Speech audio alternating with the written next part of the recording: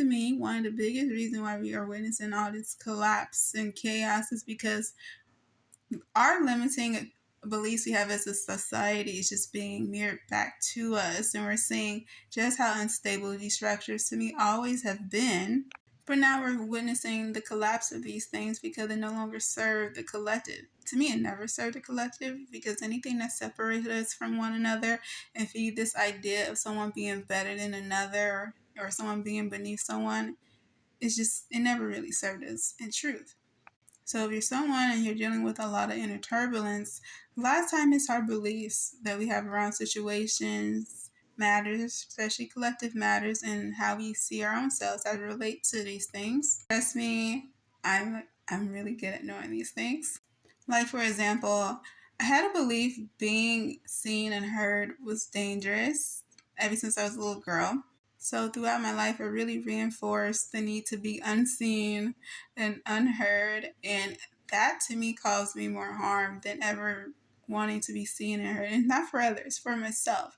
But when I was little, I didn't want to be seen and heard. And to me, that caused me to see things to me a child shouldn't have to see, and also experience things a child shouldn't have to experience.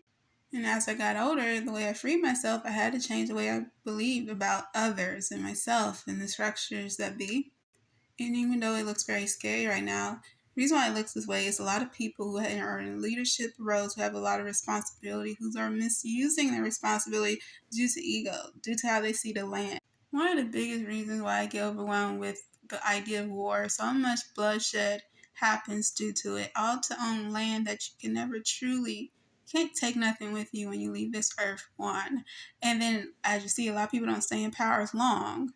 And you can't own the planet. It doesn't belong to none of us. We are visitors here. And so what hurt me the most is the way it put so much stress on us all collectively, the way we lose beautiful lives and beautiful military people who leave their families just to really fight an ego war to me.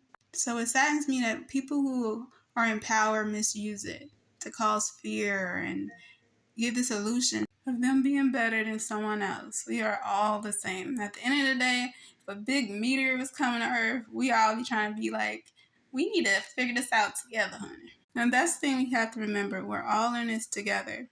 And you have to remember duality is always at play. It looks like the world going to hell because that's all they project. Right now, it's beautiful people from all across the world fighting for one another, standing up together, and also opening our minds to understand the other person's perspective. Everything is going to be okay. I love you, and you got this.